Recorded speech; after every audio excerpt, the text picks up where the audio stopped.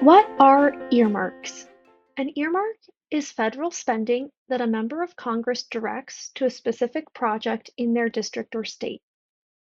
In recent years, earmark funds for water infrastructure projects have been diverted from the Clean Water and Drinking Water State Revolving Fund programs, which normally allow states to make funding decisions.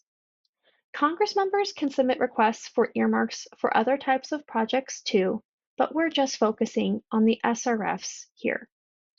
Congressionally directed spending is the term used by the Senate, and community project funding is the term used by representatives in the House, so you may hear those terms as well as earmarks. Essentially, they're all the same thing. Why are advocates, water systems, and state SRF agencies concerned about earmarks? Historically, earmark projects faced scrutiny around transparency and were actually banned for many years. In 2011, earmarks were discontinued. That ban ended in 2022. Right at the same time, we saw unprecedented levels of federal support for the SRFs through the Bipartisan Infrastructure Law, or bill. The House and Senate do now have earmark disclosure requirements that improve transparency in the earmarking process, but an important change from how earmarks were previously distributed is the fact that before the 10-year pause on earmarks, funding for earmarked projects were in a separate bucket of funding from the SRF bucket. That is not the case now. Earmarks bypass the regular SRF process for distributing funding to states. This bypass process has a lot of equity implications. Number one, there are clear winners and losers between states. It's up to your members of Congress to request earmarked funds. Some of them are much more aggressive at securing funds than others. This haphazard approach to allocating funds is inherently inequitable, and also the winners and losers across states aren't the same each year, which creates confusion and unpredictability. Number two, there are no requirements or reporting mechanisms to record any characteristics of communities that receive earmarks. And while funding decisions made through the normal SRF process are subject to public review and comment, earmarked decisions are not. Therefore, earmarked projects may or may not be going to communities in most need, particularly disadvantaged communities. Finally, earmarks are allocated as grants and don't revolve back into the SRF funds. Reserving funds for community project funding and congressionally directed spending reduces the amount of SRF regular appropriations allocated to the SRF programs and makes EPA, rather than states, responsible for dispersing funds to those communities.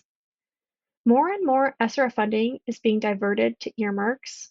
More than half of SRF appropriations last year went to earmarked projects instead of flowing to states and territories. Now, we're not against grants, but if this practice continues the way that it is, it will deplete the amount of funding states are able to tap into in the long term. Here are some examples of state winners and losers.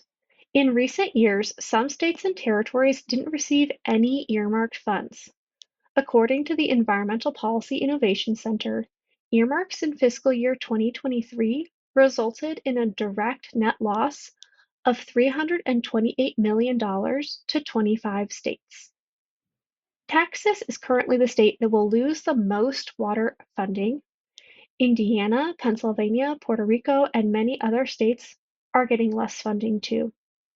On the other hand, West Virginia, Alaska, Maine, and other states are gaining more funding through the earmark process. This image shows the variation in one year, and it could change the next. This is for clean water projects, and you can see in the graph on the right The list of states that are ultimately losing out on funding they would have already otherwise received the normal SRF allocation process, and how some states in green are gaining more funding. You'll see that same pattern repeated in the drinking water infrastructure fund changes. What can be done? We urge Congress to fund the clean water and drinking water state revolving funds at congressionally authorized levels. We need to educate members of Congress on the detrimental long-term effects earmarks taken out of SRF appropriations will have on water infrastructure funding. If they want to continue to use earmarks, which again, we're not opposed to as a whole, we know that there is a huge need to invest in our water infrastructure nationwide. They should, one, set up a separate appropriation for these projects. Two, ensure the EPA is adequately staffed to administer and provide oversight reporting and technical assistance for those grants. Three, prioritize funding projects that support low-wealth communities that may otherwise struggle to repay a loan. If you'd like to dive deeper into earmarks and their implications on water infrastructure funding, this list of resources will get you off to a great start.